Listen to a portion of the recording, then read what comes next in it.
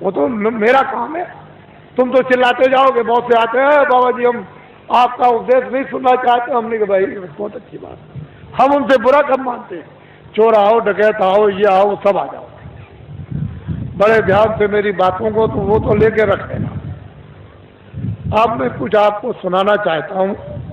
वर्ण व्यवस्थाएं थी, उसका आपने उल्लंघन किया, उसको तोड़फोड़ दिया, उसको बिगाड़ दिया, नष्ट और भ्रष्ट कर दिया, तो आप सब के सब रो रहे हैं। कोई ऐसा नहीं है कि जो नहीं रो रहा, सब रो रहे।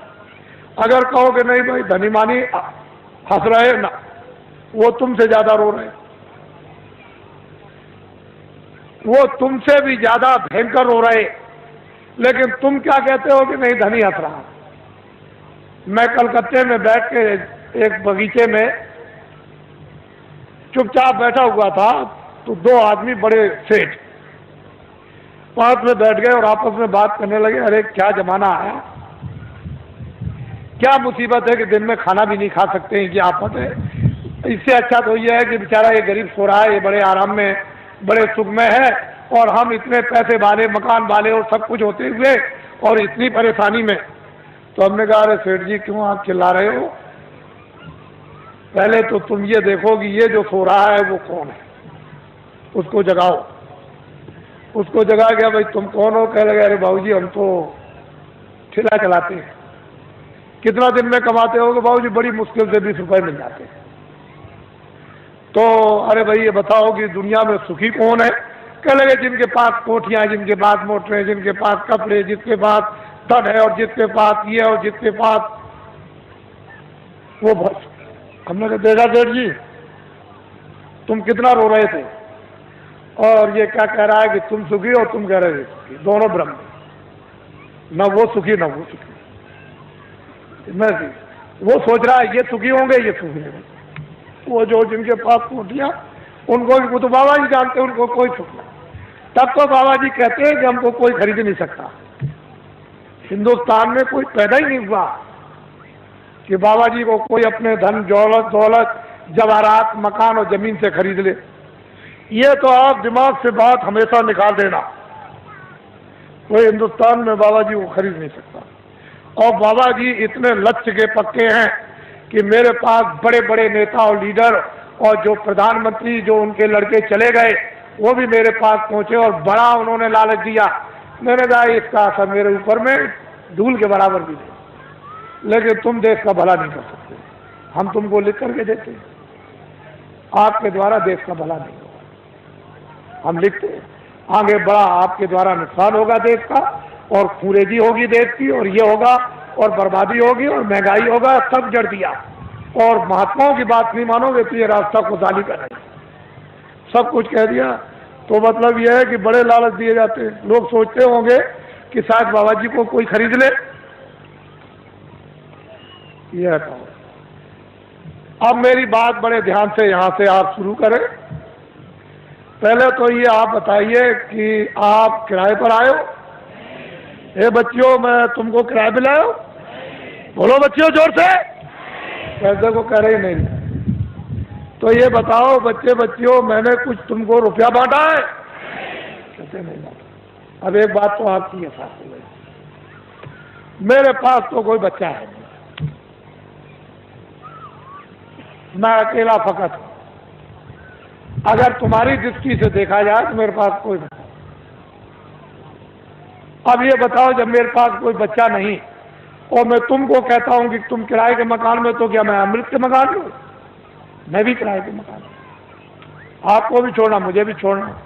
तो जब मेरे पास बच्चा नहीं तो मोह किसका, लोभ किसका, झूठ किसका, वादा खिलाफी किसके लिए, चोरी किसके लिए, संग्रह किसके लिए?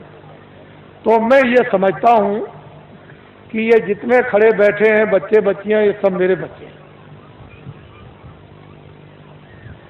उस दृष्टि से, ज्ञान दृष्टि से तो सब आप मेरे बच्चे हैं, और संसार की दृष्टि से आप अपने माँ बाप के बच्चे हैं। बात समझ में आई? मोटी बात को समझ लीजिए आप।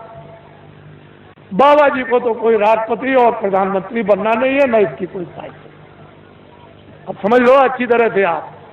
कहीं आप सोचने लगो कि नहीं बाबा जी को कोई ख्वाहिश हो अरे हमको राष्ट्रपति की और प्रधानमंत्री की अगुवाई, हमारे पास तो जनता, इतनी जनता रहती है, और क्या है। जो झूठ बोला जाता, धोखा दिया जाता, बेईमानी की जाती, चोरी की जाती है, लोगों को सताया जाता, लोगों का धन इकट्ठा किया जाता, वो तो सब ये सब ये। तो ये भी आपको पता चल गया कि बाबा जी न प्रधानमंत्री बनते, न बनेंगे, न ख्वाहिश है, न इच्छा, न राशि। अब ये बातें बिल्कुल आपके सामने साफ हो गई। अब दूसरी बात तो अब कुछ नहीं। अब ये उत्तर प्रदेश में जो ये कहा गया है, अखबारों और रेडियो पर बड़ा जोरदार भाषण जो सीधा दिया गया है, तो लोगों ने सोचा होगा कि अरे भाई बहुत अच्छा है, देश में बड़ी तकलीफ, सूखा और अकाल की आ गई, और बड़े लोग जो हमारे नेता और लीडर हैं बड़ा ध्यान रखते हैं, बड़ा ख्याल। असल में जब सत्याग्रह चल रहा था तो इन्हीं नेताओं और लीडरों को लोग क्या कहते थे, देवता है, देवता। अरे हिंदुस्तान के लोगों, जब देश में 30 साल सत्याग्रह चल रहा था, उस समय पर कहा गया था कि अपने देश का कपड़ा तुम कपास पैदा करो खेतों में, और उसका मोटा दरी के बराबर सूत बुनो, और उसका तुम कुर्ता बनो और पैजामा या धोती, और वो उसका नाम है खद्दड़, उसको तुम पहनो तो देश आजाद हो जाए। हमने 30 साल ये सुना। क्षमा कीजिएगा, माफ कीजिएगा, ये सब इस पीछे पूरी 30 साल सुनी और अंग्रेजों का राज होश में देखा। उनके कर्मचारी, अधिकारी, और उनके अगर कहीं कोई घटना हो जाए, कहीं पर कत्ल की घटना हो जाए, तो सारे जिले के अधिकारी टूट पड़े, मजाल है। लेकिन क्या, 6 पैसे तोला चांदी मेरे सामने, शुद्ध प्योर, कहीं मिलावट का नाम निशान नहीं, 12 रुपए तोला सोना मेरे सामने बिकता था। 6 पैसे मजदूर को मजदूरी मिलती थी, और बेईमानी का नाम नहीं था, और पूरा गुजारा होता था मेरे सामने की। 1 रुपए का 60 किलो चावल, 60 किलो गुड़ और 60 किलो चना बाजार में बिकता था, देहातों में तो छोड़ दीजिए।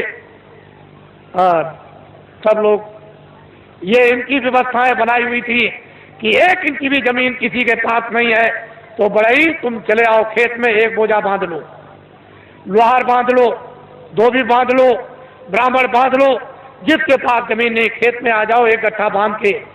और 100 घर गांव में हुए तो 100 गट्ठे उसके 1 फसल पर हो गए। 2 फसलें होती थी 6 महीने के बाद।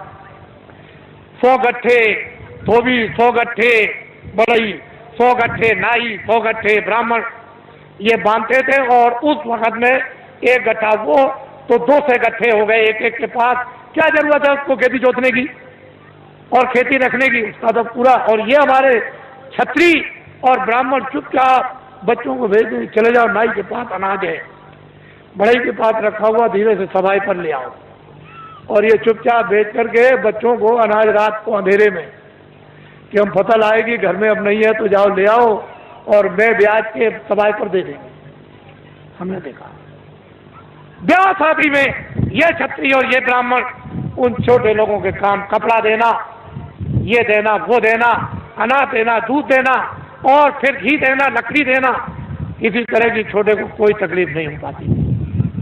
हमने देखा कोई छोटों के साथ अन्याय तो कर ले, हम देखते तो हमने देखा 30 साल सत्याग्रह देखा। क्षमा कीजिएगा, 48 में आज़ादी मिली, 5000 भी हिंदुस्तान में खद्दड़ पहनने वाले नहीं थे। समूचे हिंदुस्तान में पाकिस्तान को भी मिला दिया जाए, उसमें भी, और लंका को भी मिला दिया जाए, तो 5000 हिंदुस्तान में खद्दड़ पहनने वाले नहीं थे। जब ये कहा गया कि देश आजाद हो गया, खद्दड़ पहन लो, कह लगे हम नहीं पहनेंगे, अपने घर और मकान कौन जलवाएगा, कौन बर्बाद कराएगा, इतना खौफ था। और एक दिन की आवाज पर इन बच्चों ने 1 करोड़ ने टाट, चलो जंगलवासियों, चलो चलो जंगलवासियों, आप अपनी जगह पर रहो बच्चों, वहीं धीरज के साथ सब लोग उसी जगह बैठे रहो, अपनी अपनी जगह पर बैठे रहो।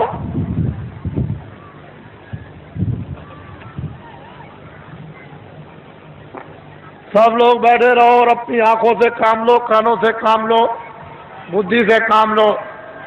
जल्दी चलो जंगलवासियों, एक दफे सबके सब भगवान को के नाम को बोलो जोर से, जय गुरुदेव। बैठ रहो बच्चियों, बच्चियों बैठ जाओ, सबके सब बैठी रहो, वहीं बैठी रहो, घबराओ मत। एक ही सादे सब सदे, एक दिन की आवाज पर 1 करोड़ लोगों ने, इन बच्चों ने बोरा पहन लिया। इस देश के अंदर 1 करोड़ बच्चे बोरा पहने हुए हैं। कौन हिंदुस्तान में नेता और लीडर पैदा हुआ जो एक दिन की आवाज पर करोड़ों बच्चों को ये टाट, ये बोरा, ये जूट पहरा दे? इनको देखो आप, पहले इतनों को देख लो, अभी तो आप आगे बहुत कुछ देखना है। इनको देखो, ये आपके सामने आ रहे हैं, बदन पर बोरा तो नहीं पहरे, मर्यादा के लिए एक लंगोटी तो जरूर है, लेकिन इनको देखो आप। जल्दी चलो बच्चों, जल्दी से इनको देखिए आप। हमको ये दिखाना है आपको कि एक दिन की आवाज पर इस देश के लिए, देश के काम के लिए, देश की सुरक्षा के लिए, देश के न्याय के लिए, देश की व्यवस्था के लिए, काश्तकारों के लिए, कर्मचारी अधिकारियों के लिए, मजदूरों के लिए और छात्रों के लिए, सेठ और साहूकारों के लिए, अगर 1 करोड़ बच्चे एक दिन की आवाज पर ये टाट पहन लें तो ये कोई साधारण और आसान काम नहीं है। तुमने इतनी बड़ी बड़ी ताकत लगा दी और 5000 को भी तुमने खद्दर और टोपी पैजामा धोती नहीं पहरा पाया, और 1 करोड़ बच्चे टाट पहरे देश में घूम रहे हैं। पहले तो लोगों ने सोचा था कि बाबा जी मजाक कर रहे होंगे। बाबा जी कोई किसी के साथ मजाक नहीं करते।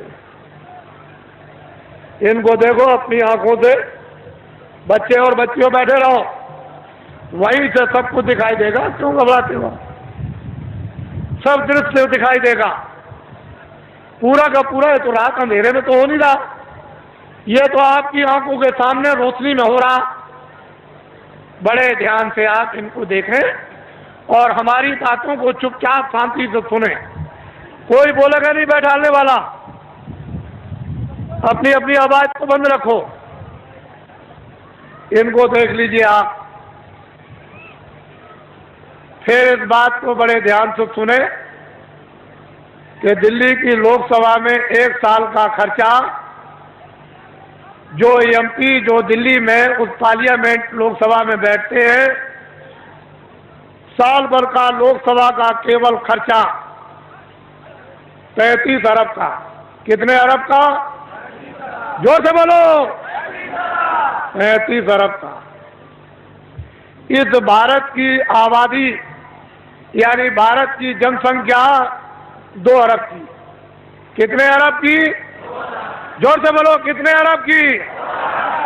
मैं आपकी बुद्धि से पूछना चाहता हूं कि दिल्ली की लोकसभा में एमपी बैठ करके, शासन करने वाले बैठकर ढंढोरा पीट कर अखबार रेडियो पर कि 80 करोड़ 80 करोड़ और 80 करोड़ का लोकसभा में बैठ करके बजट बनाया जाए, तो मैं आपसे मोटी बुद्धि से पूछना चाहता हूं, 2 अरब की आबादी को पूरा पड़ जाएगा?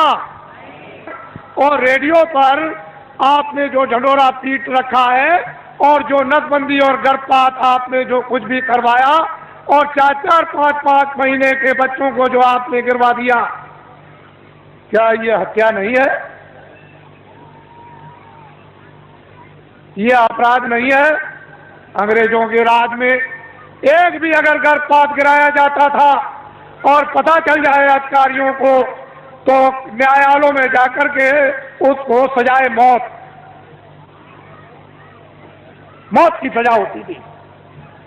अरे देशवासियों, क्या वो कोई कानून नहीं था? इतने आपने गर्भपात गिराए, इतनी नसबंदी कर्मचारी अधिकारियों की आपने इमरजेंसी में इनको पकड़कर, सेठ साहूकारों को, इन देवियों को और बच्चों को पकड़कर आपने इतना बड़ा, आपने जनसंख्या की कमी के लिए आपने जो काम किया, और इस समय पर 2 अरब की आबादी है। बोलिए आप फेल हो गए कि नहीं? बोलिए फेल हुए कि नहीं? हमने भी मेरठ देखा था 50 साल पहले, हमने भी दिल्ली 50 साल पहले देखी थी। एक मामूली सी दिल्ली थी, वो चांदनी चौक के इर्द गिर्द ही आबादी थी और बाकी दिल्ली में कुछ नहीं था। हमने अपने आंखों से देखा था। आज उस दिल्ली को देखिए तो एक जो दिल्ली से 30-40 मील की दूरी पर गांव भी होगा, वो भी शहर बच गया। हमने देखा। आपने सबसे पहले आपने प्रजातंत्र में ये शासन करने वालों ने अपराध किया है कि इस जनता, प्रजातंत्र जनता के सामने आपने जनता की चोरी की, और ये अभी तक आपने नहीं बताया कि भारत की आबादी इतनी है। बोलिए अपराध है कि नहीं? बोलिए है अपराध। ये सबसे बड़ा अपराध भारतीय संविधान ये कहता है, बड़ा भारी अपराध है। जनता की प्रजातंत्र में चोरी नहीं करनी चाहिए, और आपने क्यों चोरी करके रखा इसको मैं बताना नहीं चाहता। मैं आपसे सबसे ये पूछना चाहूंगा, आप तो गृहस्थ आश्रम में बाल बच्चों में रहते हो, क्या आदमी अपनी स्त्री से कोई घर का या बाहर का राज छुपा सकता? कोई आपका गोपनीय भेद आपका यानी स्त्री से आप छुपा लेंगे? तो जब घर का और बाहर का कोई भेद स्त्री से नहीं छुप सकता है, तो क्या कोई फरिश्ते ऊपर से उतर आए? मान लो अगर कोई विदेशी देश का आदमी विदेशी देवी से, औरत से शादी करे, तो शायद हो सकता है कि वो बहुत बड़ा हो गया है, वो अपनी स्त्री से अपना राज छुपा लेगा? नहीं छुपाएगा। तो ये बताओ कि देश का आदमी विदेशी औरत से शादी चलते फिरते में करे, मंदिर भी ना हो और मस्जिद भी ना हो और मुल्ला भी ना हो और पंडित भी ना हो और दरिया का किनारा भी ना हो और कोई मंदिर और मठ भी ना हो, गिरजाघर भी ना हो, और चलते में अगर शादी कर ले तो उसको राजा बना दोगे? तो आपने ये सबसे बड़ी गलती क्यों की? भारत के प्रधानमंत्री ने विदेशी स्त्री से शादी की है, और आपने ये अपराध क्यों किया कि उसको राजा बनाया? क्यों आपने ये अपराध कर डाला, ये बताइए। ये देश के लिए, जनता के लिए, ये अपने गौरव के लिए, अपनी जाति समाज के लिए ये क्या छोटा अपराध है? अब ये बताइए, जब आपने प्रधानमंत्री राजा बना दिया तो कोई गोपनीय अपनी स्त्री से राज छुपा सकता है? तो ये सिद्ध और साबित हो गया कि मंत्रालय का, फौज का और उनका, और जो योजना बनाते हैं, जो कमजोरियां हैं इस प्रजा की, इस जनता की, इस देश की, इस हथियारों की, उड़ने वाले हों, मारने वाले हों, जो कुछ भी फैक्ट्रियों का उत्पादन हो या संग्रह हो, वो सब विदेश में चला गया। मैं एक बात और आपको ये बताना चाहता हूँ, उस समय पर ये राष्ट्रपति जो आए तब तो नहीं थे, लेकिन हमारे सरदार राष्ट्रपति थे जो रिटायर हो गए।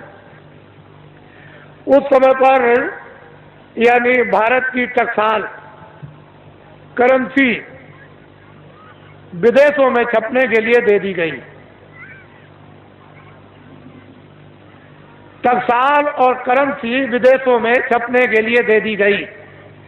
भारत का संविधान और भारत की नीति, आप एमएलए और एमपी और मतलब यह है कि जो भी संसद सदस्य हों वो राष्ट्रपति से शपथ ग्रहण करते हैं कि हम अपने भारत का, भारत की जनता का, भारत के विकास का और फौज का और फौज के सामान का हम कोई भी प्रतिज्ञा करते हैं गोपनीय भेद किसी विदेशी को नहीं बताएंगे और अपनी करेंसी किसी विदेश में नहीं छपवाएंगे।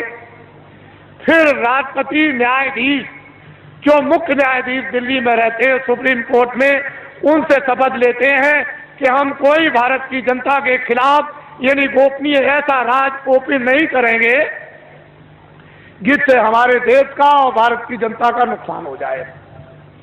और अगर आप ये गोपनीय राज भारत और भारत की जनता का फौज और फौज के सामान का अगर आपने ओपन कर दिया तो संविधान का अपराध आप लोगों को लग गया। वो करेंसी टकसाल विदेशों में छपने लगी। मैं ये बताना चाहता हूं कि जो टकसाल जो करेंसी विदेशों में रुपया छप रहा और छपाया जा रहा और बताया जा रहा, क्या उस पर राष्ट्रपति के कोई हस्ताक्षर हुए? आपको ये बताया गया राष्ट्रपति द्वारा कि हस्ताक्षर हो गए राष्ट्रपति के विदेश में भारत की करेंसी इस देश को चलाने के उत्पादन के लिए और खुद और समृद्धि के विकास के लिए बाहर छपाई जाएगी। कोई राष्ट्रपति और उपराष्ट्रपति का कोई दस्तखत हुआ? आपने कभी सुना? तो आप क्या छत्री हो? क्या हो आप? कौन सी मूछ लगाई आपने? कौन से बाल लगाए? और फिर क्या तुम छत्री हो? क्या रखते हो बुद्धि? और क्या तुम वीरता रखे हो? तुम्हारे पास में क्या ज्ञान है? ये तो भारतीय संविधान कहता है। इतना बड़ा राज इस भारत की जनता के साथ, विकास के साथ और देश के कानून के साथ ये पूरा जो इसका खिलवाड़ किया गया, ये क्षमा योग नहीं है। मैं कुछ नहीं कहना चाहता।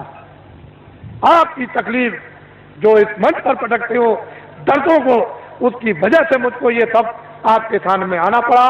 और मैंने तो अभी कुछ नहीं कहा, इसमें क्या मसाला भरा हुआ आपको तो कुछ मालूम नहीं है। ये तो मैं बताना चाहता हूं, वह संसद सदस्य जिनको आपने चुन करके विधानसभाओं में और लोकसभा में भेजा, उन्होंने इस पर आलोचना क्यों नहीं की? वो तो ज्ञानी थे, वो तो तुम्हारे भेजे हुए थे, तुम्हारे नुमाइंदे थे कि तुम्हारी तरफ से, तुम्हारे देश की तरफ से, तुम्हारे कानून की तरफ से, तुम्हारे उत्पादन की तरफ से, तुम्हारी खुशहाली की तरफ से बोलेंगे। तो वो संसद सदस्यों ने क्यों नहीं कहा? क्यों नहीं शोर मचाया? उनको दिल्ली में शोर मचाने की जरूरत नहीं, लखनऊ में शोर मचाने की जरूरत नहीं। वो लौट करके आते और जनता में शोर मचाते। सच्चा न्यायालय ये था, कहीं जाने की जरूरत नहीं, ना वो कहीं उधर जाना, आपको किसी गवर्नर के यहाँ जाना, ना आपको किसी कमिश्नर के यहाँ जाना, ना एसपी के यहाँ जाना, ना डीएम के यहाँ जाना, ना किसी दफ्तर में और न्यायालय में जाना। ये सच्चा न्यायालय तुम्हारा था, ये वोट का न्यायालय था। जब तुमको ये अधिकार मिला तो तुम यहाँ चिल्लाते आकर के कि वो करेंसी जो है बगैर राष्ट्रपति के दस्तखत के, बिना उपराष्ट्रपति के दस्तखत के वो करेंसी विदेशों में छापी जा रही। अब तुम्हारे पास क्या रह गया? ये भी नहीं है, लगोटी भी उतर जाएगी, ये भी चली जाएगी हाथ से।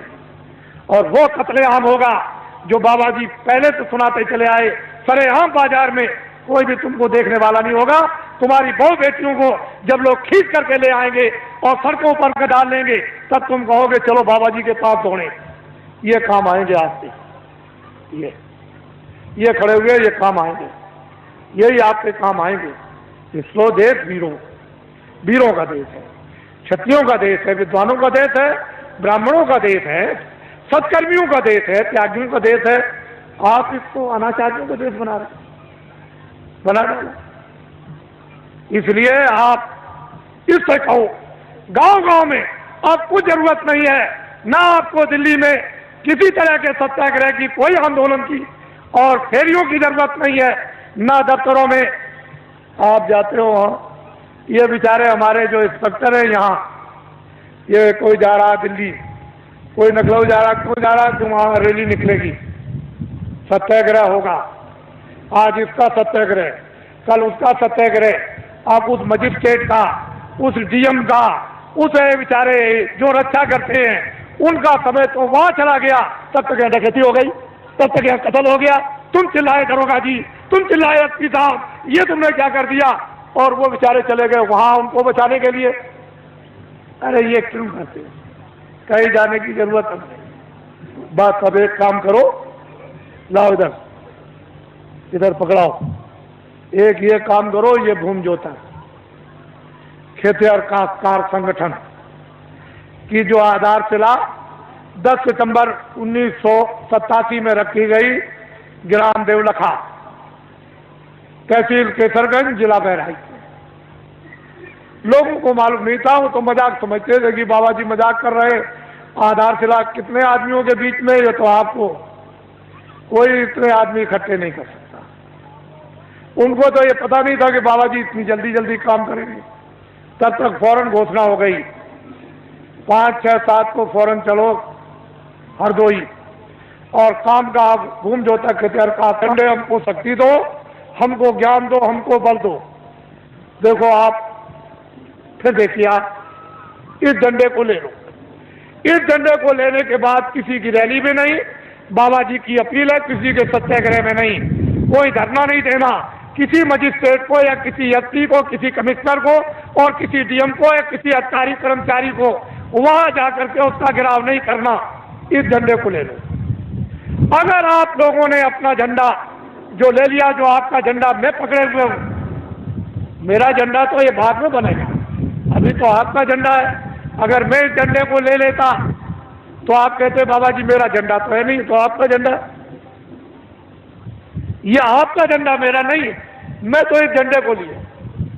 ये देखो वो, मैं तो वो काम कर रहा था, और वो झंडा टाट वालों का, दूरदर्शी का, वो अलग है, और वो आपका उधर फैल रहा।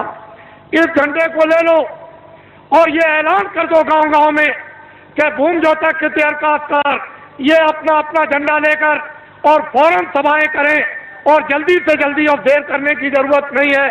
वो अपनी अपनी तकलीफें गांव में सब बताएं इन टाट वालों को।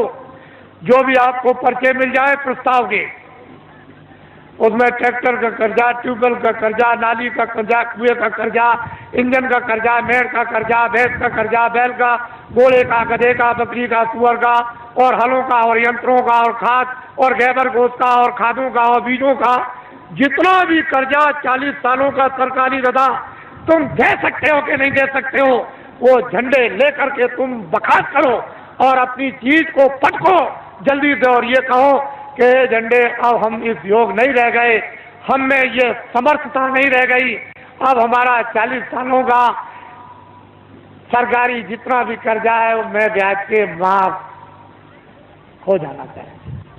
बस आप अपनी आवाज को बाहर निकालो, वो सुन रहा है, वो सब कुछ करेगा। तुम क्यों घबराते हो, लेकिन आवाज नहीं निकालोगे तो कुछ नहीं हो सकता है।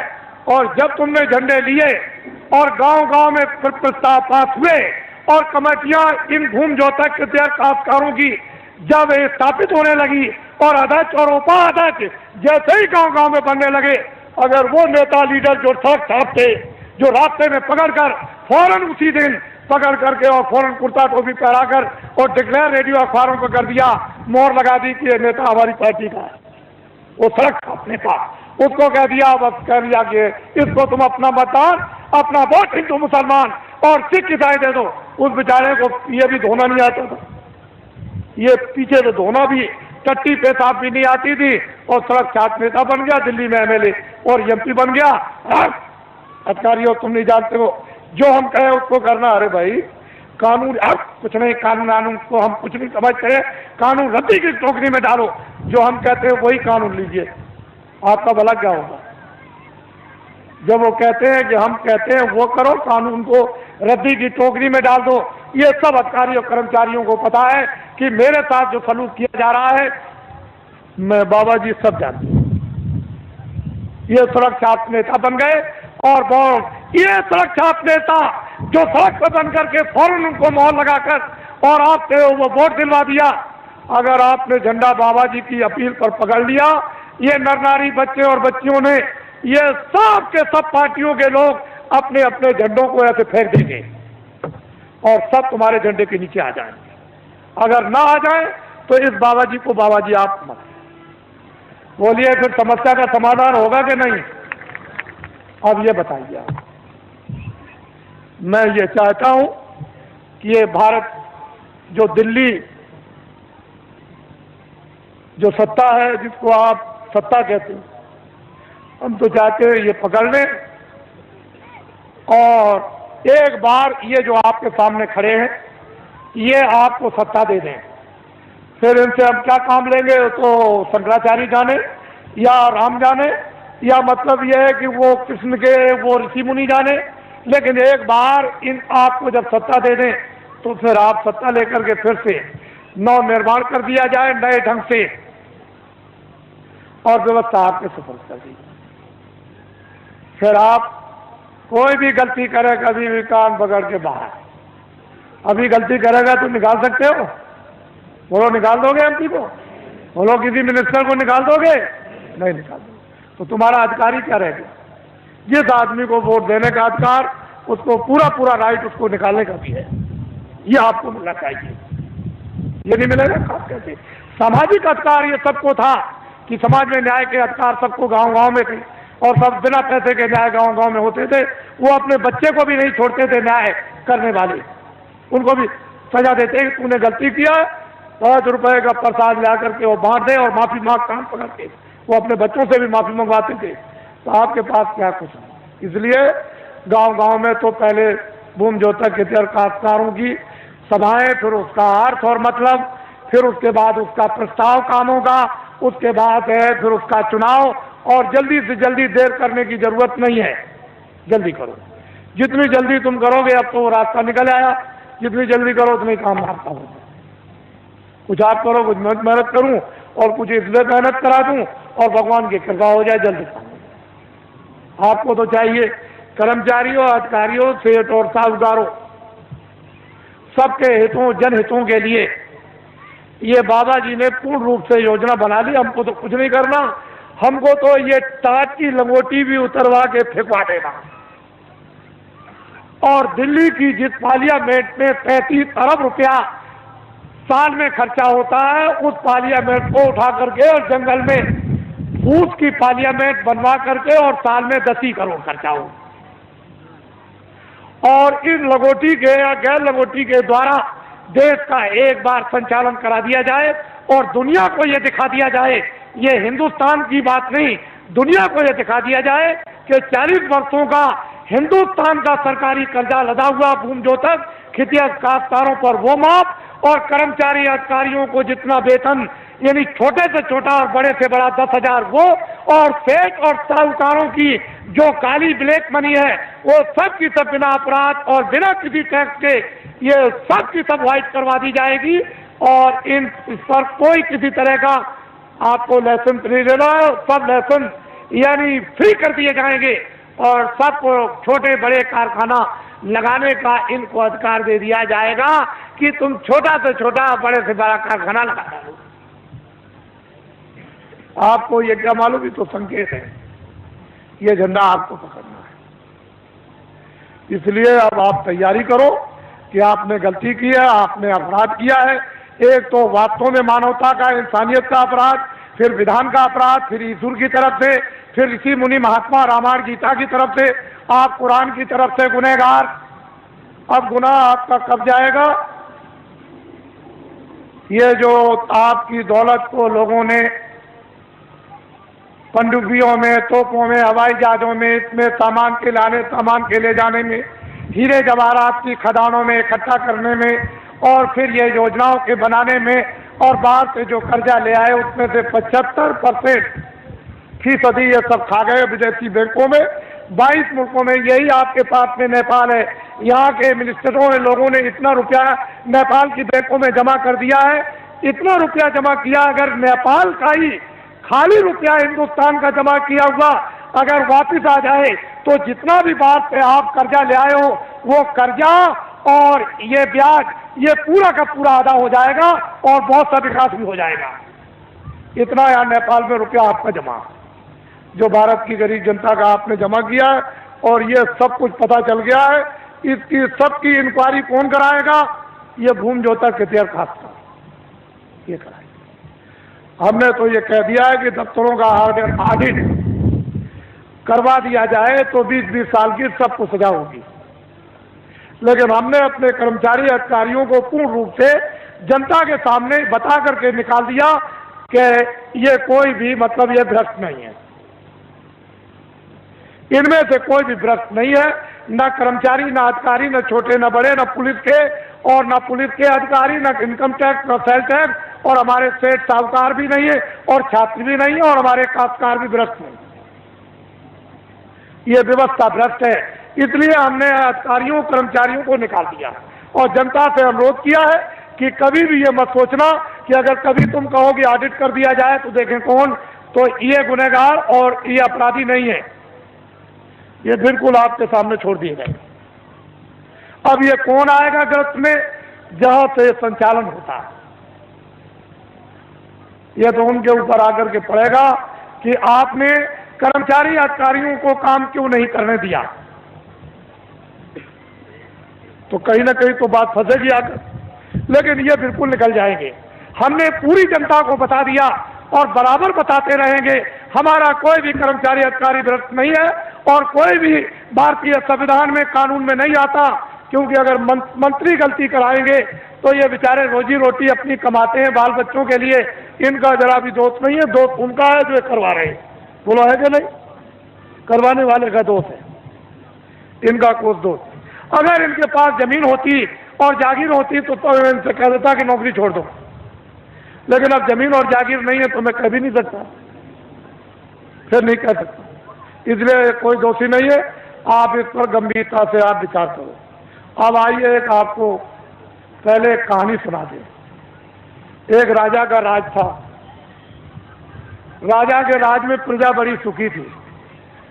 अपनी जगह बैठे रहो बच्चों, राजा अभी बैठे रहो, देर लगेगी, अभी बैठे रहो, देर लगेगी। राजा के राज में प्रजा, अभी सब चीजें देखो, अभी देर है। राजा के राज में प्रजा बड़ी दुखी थी, सुखी थी, हर तरह से संपन्न थी, न्याय से, खुशहाली से, समृद्धि से, सोने से, चांदी से, कपड़ों से, अन्न से, व्यवहार से, उठने से, बैठने से, सेवा से, मोहब्बत प्यार से, सबसे सुखी थी। 2 बच्चे थे, राजा ने अपने बच्चों को महात्माओं के आश्रम में पढ़ने के लिए भेज दिया। अकस्मात कोई सहयोग की बात, अकस्मात राजा का देहांत हो गया। प्रजा बहुत रोई, मेरा धर्मात्मा, मेरा बड़ा पुण्यात्मा, मेरा राजा, बड़ा अच्छा राजा हमारा चला गया, अब हमारी देखभाल कौन करेगा। तो लड़कों को बुलवाया विद्वानों ने कि भाई बिना राज के राज तो ठीक नहीं है, तो इसलिए एक काम करो कि अब भाई ये तो स्थान ग्रहण कर लो। तो जो बड़ा बच्चा था उसको बैठाया कि अब तुम राजा बन जाओ, ये तुम्हारी प्रजा और तुम राजा हो जाओ। राज तिलक कर दिया, गद्दी पर बैठा दिया और सुना दिया प्रजा को, ये राजा हो गया और तुम्हारी अब देखभाल करेगा। उस बेचारे को अनुभव तो कुछ था नहीं पूरा, क्योंकि अब महात्माओं के आश्रम में जब गए थे तो पढ़ा तो नहीं। बस थोड़े दिनों के बाद प्रजा दुखी रहने लगी, प्रजा में गड़बड़ी होने लगी, प्रजा रोने और चिल्लाने लगी। राजा बहुत कुछ सोचे कि मैं क्या करूं, मैं बहुत उपाय करता हूं लेकिन प्रजा को कोई सुख नहीं मिल रहा। तो होते होते प्रजा चिल्ला पड़ी, राजा खराब है, राजा खराब है, राजा खराब है। किसी ने कहा कि अरे भाई आपकी सारी प्रजा कह रही राजा खराब, एक महात्मा जी पहाड़िया पर रहते हैं, तो तुम चले जाओ और जाकर के उनसे प्रार्थना करो कि हमारे राज पर संकट आ गया, तो इस संकट को किसी तरह से कृपा करके दूर कर दीजिए। राजा गया, बेचारा गया पहाड़िया पर, देखा वह महात्मा, उनको प्रणाम किया और कहा कि राजन तुम अब कैसे आए, इतनी देर तुमने कैसे की? चले महाराज मुझे तो मालूम था नहीं कि इस पहाड़िया पर कोई महात्मा रहते हैं कि तुम्हारे राज में, तुमको ये नहीं मालूम कि महात्मा रहते कि नहीं रहते, फिर तुम्हारा राज कैसा?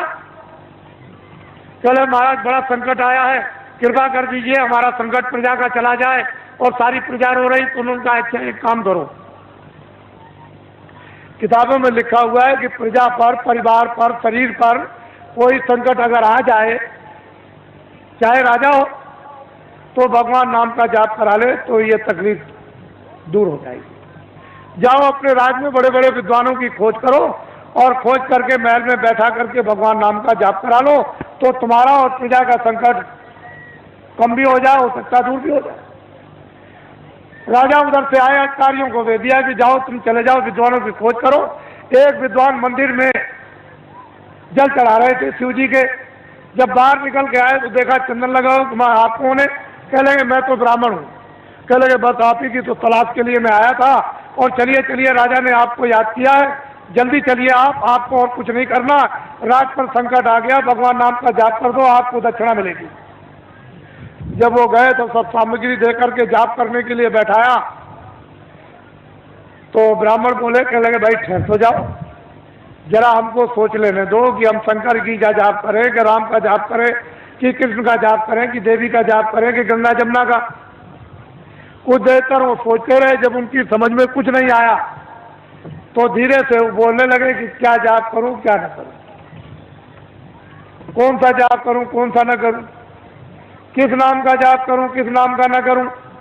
धीरे धीरे बोलने लगे कि क्या जाप करूं क्या न करूं, क्या जाप करूं क्या न करूं, क्या जाप करूं क्या न करूं, क्या जाप करूं क्या न कर जाप। ये भगवान नाम का जाप होने लगा। तब तक किसी ने कहा राजन एक विद्वान को और बैठा दीजिए तो राज का संकट जल्दी दूर हो जाएगा। तो अधिकारियों को भेज दिया, एक ब्राह्मण को और पकड़ ले आए। कह लगे महाराज आपको दक्षिणा मिलेगी, आपको क्या करना, भगवान नाम का जाप करना, राज पर संकट आ गया वो दूर होना चाहिए। दूसरे ब्राह्मण आए, जब वो बैठ गए तो कहा महाराज अब जाप कीजिए। उनका भाई ठहर जाओ। उनसे जरा होशियार थे, उन्होंने सोचा कि भाई ये कितने दिनों से जाप कर रहे हैं, तो कई दिन उनको लग गए। ये किस नाम का जाप कर रहे हैं, तो वो धीरे धीरे कहते थे क्या जाप करूं क्या ना करूं, क्या जाप करूं क्या ना करूं। तो दूसरे विद्वान कहने लगे जो ये करे सो मैं करूं, जो ये करे सो मैं करूं, जो ये करे सो मैं करूं, जो ये करे सो मैं करूं, जो ये करे। तब तक किसी ने कहा कि राजन अगर एक विद्वान को और बुला करके बैठा दो तो राज संकट जल्दी दूर हो जाएगा। तो दौड़े अधिकारी दौड़ाया तो तीसरे ब्राह्मण को और पकड़ जाए। वो दोनों से होशियार, उनसे कहा महाराज आपको अच्छी दक्षिणा मिलेगी, भगवान नाम का आप जाप कर दीजिए। तो जब बैठ गए तो उन्होंने कहा भाई ठहर जाओ, मुझे सोचने दो, विचारने करने दो, जाप करने के लिए तुम्हें आए। उन्होंने सोचा कि पहले वाले विद्वान क्या जाप कर रहे, तो पहला कहता है कि क्या जाप करूं क्या ना करूं, दूसरा कहता है जो ये जाप करे सो मैं करूं, तो तीसरा कहता है कि धांधली कब तक चलेगी, ये धांधली कब तक चलेगी, ये धांधली कब तक चलेगी, ये धांधली कब तक चलेगी। तब तक किसी ने कहा राजन तुम्हारे राज का सब नाश हो जाएगा। अरे 3 विद्वान जाप के लिए नहीं बैठाए जाते हैं, ये त्रिदोष हो जाएगा तो राज में संपात हो जाएगा। चौथे विद्वान को जल्दी खोजो और उसको ले आओ, तब राज संकट जाएगा। तो दौड़ पड़े अधिकारी, चौथे को पकड़ लिया। जब चौथे आए तो तीनों से चौथे होशियार। उन्होंने सोचा कि भाई पहले वाले 3 क्या कर रहे हैं, तो एक कहता है कि क्या जाप करूं क्या ना करूं, क्या जाप करूं क्या ना करूं। तो दूसरा कहता है जो ये करे सो मैं करूं, जो ये करे सो मैं करूं। तो तीसरा कहता है ये धांधली कब तक चलेगी, ये धांधली कब तक चलेगी। तो चौथा कहता है कि जब तक चलेगी जब तक सही, जब तक चलेगी जब तक सही, जब तक चलेगी जब तक सही, जब तक चलेगी जब तक। ये चारों जाप कर रहे हैं। एक कहता है कि क्या जाप करूं क्या ना करूं, दूसरा कहता है जो ये करे तो मैं करूं, तीसरा कहता है ये धांधली कब तक चलेगी, ये धांधली कब तक चलेगी। तो चौथा कहता है जब तक भारत की जनता नहीं जगेगी तब तक चलेगी, जब तक भारत की जनता नहीं जगेगी तब तक चलेगी, जब तक भारत की जनता नहीं जगेगी तब तक चलेगी, जब तक भूम जो तक खितिया का तार नहीं जगेंगे तब तक ये धांधली चलेगी। किसी ने आकर के कहा कि राजन बड़े बड़े विद्वान भगवान नाम का जाप कर रहे, उसको देखा जाए।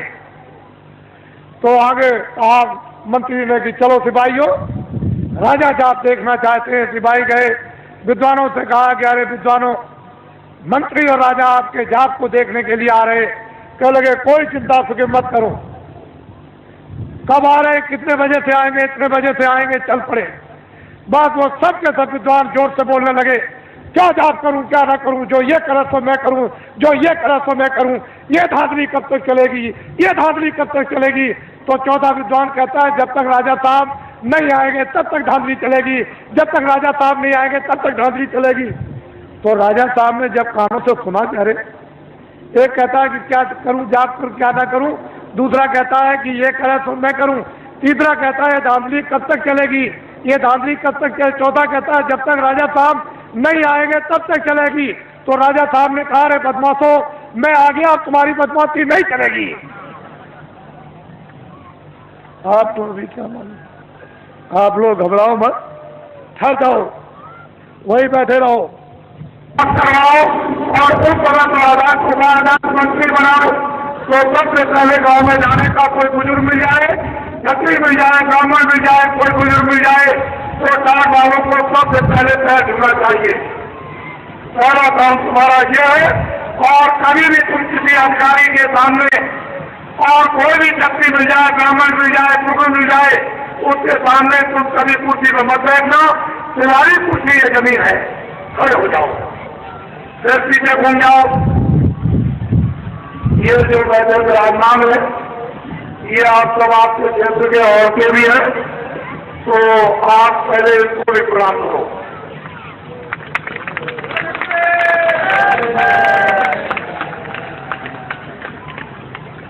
इनको देखिए आप, गौरव जी चाहते हैं कि जो व्यवस्थाएं, सब व्यवस्थाएं जो खत्म हो गई, ये बड़े बड़े लोग बैठे हैं सामने और पीछे, ये जमींदार थे, जागीरदार थे, ये कोई काम नहीं करते थे। इनका काम क्या था कि लोगों को न्याय देना, लोगों को न्याय दिलवाना, रक्षा करने और वक्त पर उनके काम आना।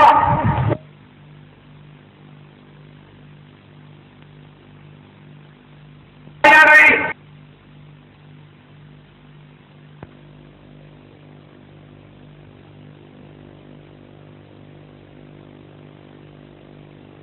झोला लेकर पीछे पीछे जो राम ने वरदान दिया था, जब भगवान राम जा रहे थे सम्राट को, तो नर नारियों के साथ में विदा करने के लिए हिजरनी गए। भगवान राम ने कहा कि जाओ नर नारी, तुम अयोध्या लौट जाओ, हम जल्दी वापिस 14 वर्ष पूरे करने पर आ जाएंगे। तो नर और नारी तो चले गए, लेकिन अयोध्या के हिजड़े नदी के किनारे पड़ गए। जब भगवान राम लौट कर आए और नदी पार करने लगे तो वहां बहुत लोग पड़े हुए, पूछा तुम लोग कौन हो, क्या सरकार हमको अयोध्या भेजे? यहाँ कैसे पड़े हुए हो कि सरकार आपको विदा करने आए थे? जब आप वनवास 14 वर्ष के लिए जा रहे थे तो गए क्यों नहीं?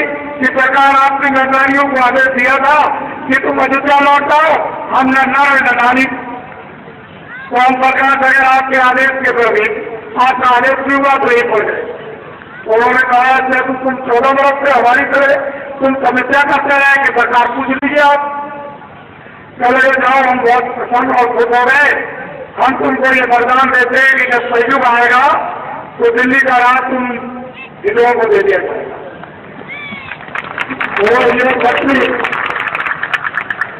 ये छत्रियों की आन और शान खत्म हो गए हैं। छत्रियों और ब्राह्मणों, हम चाहते हैं कि तुम्हारा खून बिल्कुल शुद्ध और साफ हो जाए और खून में ताकत आ जाए और तुम्हारी मूछ से भी रह जाए, पेट की मूछ रह जाए। और अब तुम्हारा ये फिर से खून साफ करने का और पेट की मूछ लगाने का ये काम है कि गाँव में तुम जल्दी से जल्दी चलो और खून जो कहते हैं साथ ये वैचारिक क्रांति का ये आप ये झंडा उनको पकड़ा दो। ये तुम्हारा काम है। अब तो तुम्हारा खून साफ हो जाएगा और तुम सच्चे तो कहलाओगे। ये तो कोई तो करना ही पड़ेगा, इससे अब तुम बच नहीं सकते हो। ये तुम्हारे लिए बहुत उत्साह है और इससे भी और कठोर काम आएगा। फिर तुम क्या करोगे? ये तो अभी सस्ता करो, खड़ा हो जाओ और पीछे भूल जाओ। ये मैदान में हमारे बहुत से मनाना और प्रेरक का सामान आया है। ये लोग ये कहते आए कि सामान का हमको पैसा दे दीजिए। क्या बताएं, सामान लेना हमको किराया देने को मिले।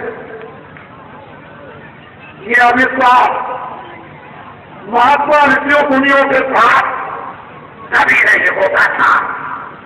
ये अविश्वास इसलिए सबसे पहले आप जिन लोगों ने अविश्वास इस साल में और कर्म के काम पर किया है उनको भी आप प्रणाम करो। और सबसे साधना से एक पैसे की गलती नहीं। और जो कुछ भी आपने सामान दिया है उसका आपको पूरा जो वादा किया है एवं किराए पर देते हैं, पूरा किराया आपको मिलेगा। किसी को किसी चीज की घबराने की जरूरत नहीं। जब तुम आश्रम कराओगे, बाबा जी तुम सही बैठे रहे तो हमारे नाम से लाखों रुपए का सामान जा सकते हो, लेकिन लोग जानते हैं कि एक नए पैसे की गलती नहीं, हल हो जाओ, फिर पीछे घूम जाओ और फिर तेजी से पीछे घूमो। ये हमारे अधिकारियों ने बहुत मेहनत की, कर्मचारियों ने, और हमारे जो स्कूल का ये मैदान है छात्रों का, उन्होंने शायद लोगों ने जिन्होंने इस मैदान में योगदान दिया। खड़े हो जाओ, ये हमारी माताएं आई है जिससे तुम पैदा किए हो, फिर वो प्रणाम करो। ये हमारी माताएं हैं, तुम इनके पैदा हुए तो प्रणाम करो। इनके सामने तो वादा कर रहे हो, ये वादा एक भी झूठा नहीं होना चाहिए, क्योंकि ये वादे कुछ गया इनके सामने। तुम बस समझ लो, जिन्होंने इनके सामने का वादा पूरा कर दिया, बस समझ लीजिए, वो मुझे प्राप्त कर जाएगा। और माताओं के सामने का जिसने वादा पूरा नहीं किया, वो समझ लीजिए आप कि चला गया। जैसे सोने की लंका रावण की चली गई वैसे ही खड़ा हो जाओ, फिर पीछे घूम जाओ और फिर पीछे घूमो।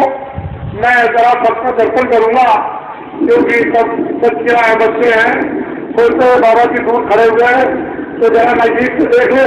सभी इच्छा करते हैं कि बाबा जी को नजदीक से देखा जाए, तो बैठे रहो आप दबाओ जी, मैं उधर से आऊंगा और सबका दर्शन करता हुआ फिर जाऊंगा।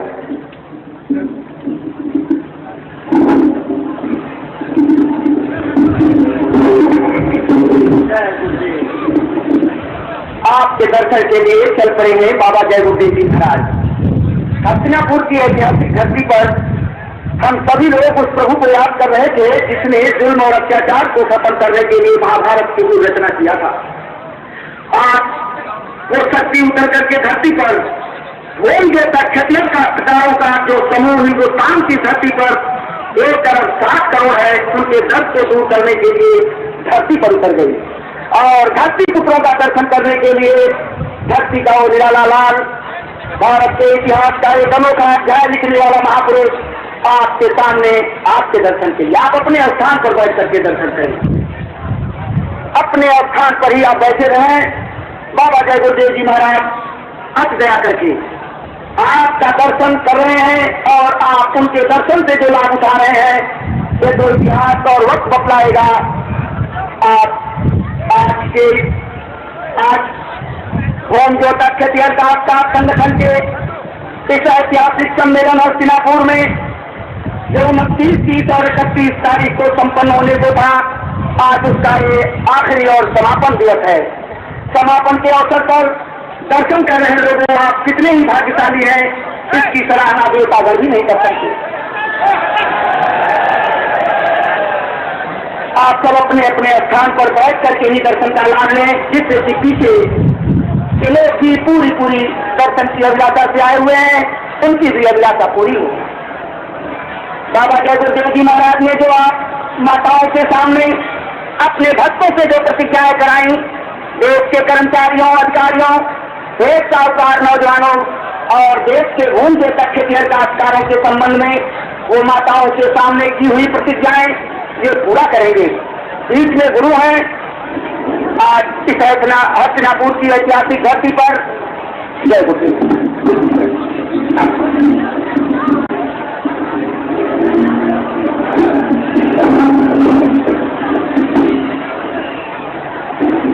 आप सब लोग चुप रहो, बहुत ही ध्यान से सुनो। ये अवसर बार बार नहीं मिलता, बड़ी मुश्किल से ये अवसर मिला। इनकी तरफ तुम लोग सबके तो बैठ जाओ, सबके तो बैठ जाओ, सारे जंगलवासियों बैठ जाओ, बैठ जाओ, बैठ जाओ बच्चों, बैठ जाओ बच्चियों, बैठो, खड़ी मत जाओ, बहुत ही ध्यान से सुनो। पहले वो लोग इस बात को अच्छी तरह से सुन लें कि नगरों में कोई भी कार्यक्रम फरवरी में नहीं होगा। लखनऊ में कोई कार्यक्रम फरवरी में नहीं होगा, अगले महीने में कोई कार्यक्रम लखनऊ में नहीं होगा। मैं 13 फरवरी और 22 फरवरी के बीच में जा रहा हूँ आपके सौराष्ट्र में भावनगर के पास, जहाँ पर सोमनाथ मंदिर है। वहाँ घूमजोता खिटियार खासमार लोगों ने वहाँ आह्वान किया है और बड़ी संख्या में जहाँ सोमनाथ मंदिर और सौराष्ट्र में उसी के पास में ये कार्यक्रम होगा। लेकिन तारीख उसकी 13 और 22 फरवरी के बीच में होगा। उसकी घोषणा मैं कल हो सकता है करूँगा, लेकिन आपके लिए तो उसमें सुनने बड़ी दूर है और आप तो वहाँ जा भी सकते हो, ये वही के लोगों के लिए है। मैं लौट करके वापस आऊंगा तो मथुरा में होली का कार्यक्रम मथुरा में होगा और 13 फरवरी को उत्तर प्रदेश के सभी जिलों में घूमजोता खिटियार खासमार संगठन का वैचारिक ये सम्मेलन होगा। एक ही तारीखों में, चाहे 7 जिले हों चाहे 55 जिले हों, एक ही तारीख से पूरे उत्तर प्रदेश के जिले में घूमजोता खिटियार खासमार संगठन का सम्मेलन होगा। और 22 फरवरी को जो आगे महीना आ रहा है आज के बाद में, 22 फरवरी को उत्तर प्रदेश की सारी तहसीलों में, जितने भी उत्तर प्रदेश में तहसीलें हैं, उन सभी तहसीलों में एक ही तारीख को घूमजोता खिटियार खासमार संगठन का सम्मेलन वैचारिक क्रांति का होगा। इसको याद रखेंगे अच्छी तरह से। होली का कार्यक्रम मथुरा में होगा। उसके बाद जब मार्च का महीना लग जाएगा तो मैं फौरन अभी उड़ीसा में जा रहा हूँ, जहाँ घूमजोतुओं का बड़ा विशाल कार्यक्रम यानी उड़ीसा में 7 जिलों में बड़े जोर से चल रहा। वहाँ लोगों ने आह्वान किया है कि आप वहाँ पर जल्दी से आ जाइए और ध्यान से बात को सुने अच्छी तरह से। ये आज अंतिम दिन है। 29 और 30 और 31 जनवरी को आपके हस्तापुर में ये तीनों दिन कार्यक्रम आपके समक्ष में। मैं इतने समय में बहुत कुछ तो आपको नहीं बता सकता और इतना आप समझ भी नहीं पाओगे, लेकिन फिर ये बात सभी जितने घूमजोता खिटियार खासमार आए हुए हैं, जो खेती का काम करते हैं, वो कान खोल के सुन ले। और जंगलवासियों, ये हमारे घूमजोता बहुत परेशान तकलीफ में है। 40 सालों पर इन पर कर्जा लगा हुआ है सरकारी। ये 40 सालों का सरकारी सबसे बड़ा कर्जा ट्रैक्टर का, और ट्रैक्टर भी उसके साथ जोड़ लिया गया। जितने भी ट्रैक्टर के साथ जुड़े हुए नीचे जितने भी कर्जे सरकारी, वो मैं ब्याज से घूमजोता खिटियार खासमारों का सरकारी 40 सालों का जो कर्जा मैं ब्याज से कौन माफ करेगा? पहले तो आप इसको देखिए, आपको तो हम छोड़ भी गए, लेकिन माताएं जो सामने बैठी है उनको नहीं छोड़ सकते। ये आपके सामने है और मेरे सामने है। ये भी मेरे सामने, आप भी मेरे सामने, और पीछे बैठे हुए वो लोग भी मेरे सामने। मैं चारों तरफ आपके मध्यस्थ का, मुझे अपना मध्यस्थ समझे। मैं इनको आदेश दूंगा कि ये काम कर दो, इनका काम क्या होगा वो काम कर देंगे। बस मेरा काम इतना रहेगा, मैं सिर्फ पूछूंगा कि जो मैंने इन माताओं के सामने प्रतिज्ञा की, वो 40 सालों का सरकारी कर्जा माफ हुआ कि नहीं, और 1 करोड़ आदमी मैदान में इकट्ठे होंगे। 1 करोड़ के बीच में बाबा जी पूछेंगे, जब वो सब के सब ये कह देंगे हाथ उठाकर, कागज को अपना साथ ले ही जाएंगे, जो पक्का कागज इनको मिलेगा जिस पर सरकारी महाराजी मजिस्ट्रेट का और बैंक का मैनेजर, वो सब उस पर लिखा होगा पूरा का पूरा कि 40 सालों का सरकारी कर्जा इस तारीख पर सब प्रथम ब्याज से माफ कर दिया गया। उस पर लिखा होगा किसी तरह कोई कर्जा नहीं। जब ये काश्तकार कह देंगे तो बाबा जी सच्ची बात मानेंगे इसके पहले। ये हमारे जो सरकारी अधिकारी जिनको कह दिया भ्रष्ट है, जिस व्यक्ति ने कर्मचारी अधिकारियों को कह दिया कि ये भ्रष्ट है, उसको इस्तीफा पहले ही दे देना चाहिए था। ऐसे लोगों को उसने कह दिया कि भ्रष्ट है, और व्यर्थ कौन है? ये ऐसे ही रह गए। हमारे देश का कोई कर्मचारी अधिकारी व्यर्थ नहीं है। ये जो दिल्ली में बैठ के शासन करते हैं संपूर्ण रूप से यही भ्रष्ट है और इनकी दवा काम करेगा। ये सामने बैठे हैं, ये दवा कर देंगे। इनको रास्ता अभी तक मालूम नहीं था, लेकिन अब इनके सामने रास्ता आ गया। घबराने की जरूरत नहीं, बाबा जी की अपील है। ये अपना झंडा पकड़ लो, किसी की रैली में बाबा जी की अपील पर कोई को तक यानी रैली में नहीं जाएगा, ना उनके सत्याग्रह में, न वो कमिश्नर का घेराव करेगा, न एसपी का करेगा, न डीएम का करेगा। किसी भी दफ्तर में घेराव करने की जरूरत नहीं। और न वो बिजली के बारे में कुछ कहे, न वो गन्ने के बारे में कुछ कहे। और फोन का तक काम को ये चाहिए कि ये झंडा अपना पकड़ ले। सबसे पहला काम ये झंडा अपना पकड़ ले।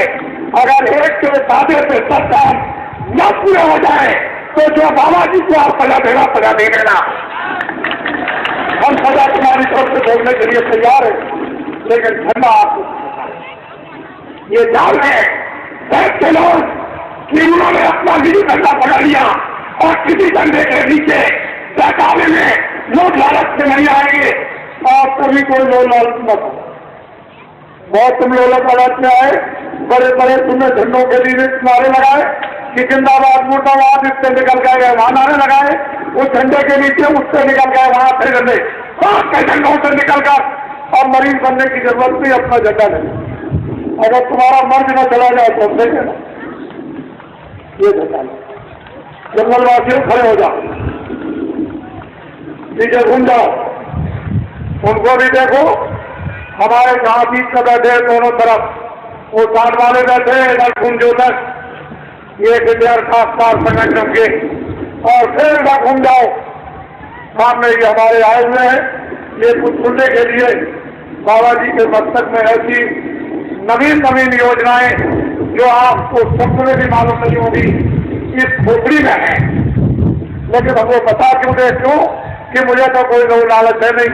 मैं इतना ही आपको बताना चाहता हूं कि जो लोग ये कहे कि फोन जो तक खासदारों का सरकारी कर्जा 40 सालों का मैं ब्याज के माफ कर दिया जाएगा, अगर वो लोग आपको ये कहे कि बैंक सभी हिंदुस्तान से बंद हो जाएंगे तो उनसे ये कह देना हिंदुस्तान का कोई बैंक बंद नहीं होगा और रुपया रखने के लिए उन बैंकों में जगह नहीं रहेगी।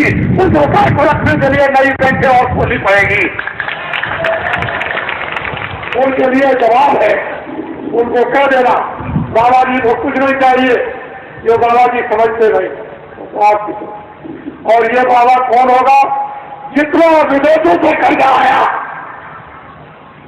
इस भारत के विकास के लिए, इस जनता की सेवा के लिए, वो तो 75% खर्च कर गए।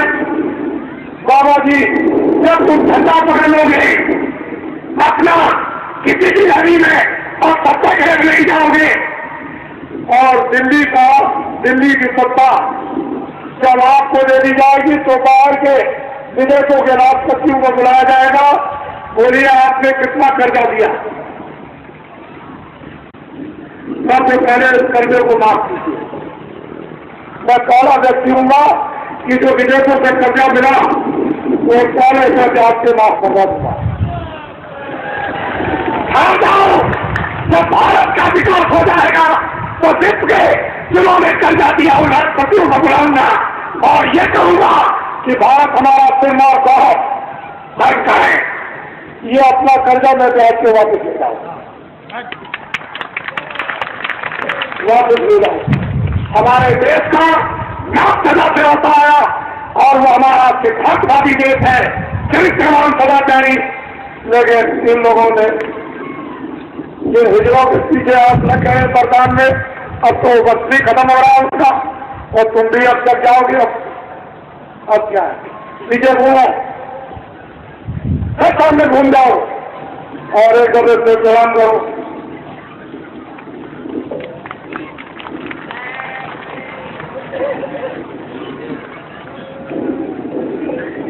खड़े हो जाओ और हमारी तरफ देखो। और अब हम आप अपने आप आपको और हमको हम आप दोनों मिलकर बुलंद।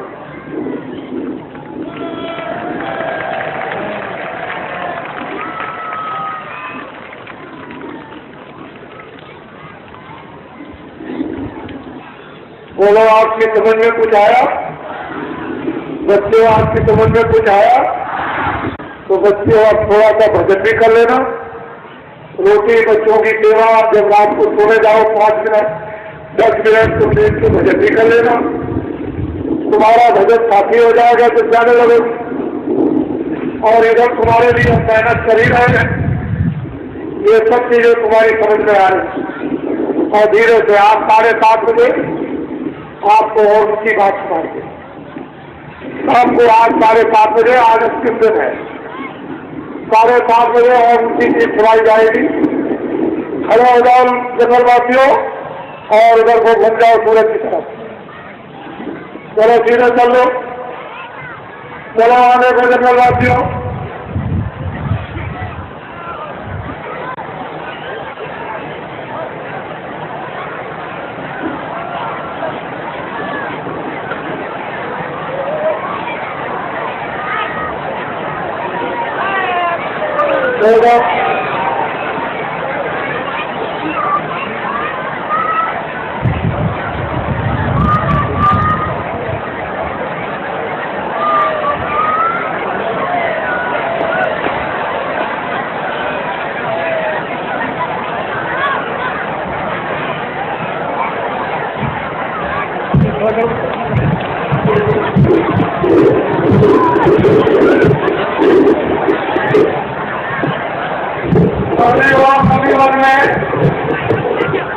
अपने मरीजों में कंगाल करेंगे, किसी को दिखाने की जरूरत नहीं है।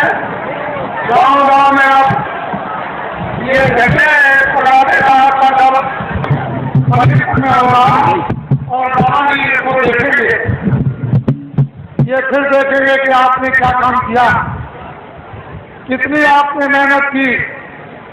ये बाबा जी फिर देखेंगे। बाबा जी ऐसे नहीं है कि आपको छोड़ करके इतनी जल्दी चले जाएंगे। ऐसा नहीं, जब एक बार पकड़ लेते हैं तो छोड़ना नहीं जानते।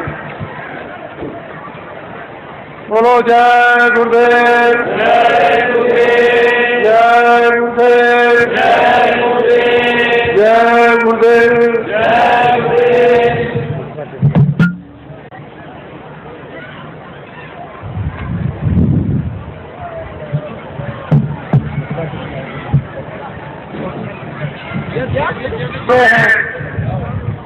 मथुरा के प्रसिद्ध चौबे, ये मथुरा में जो पूरा समाज चौबों का है उसके ये अध्यक्ष है।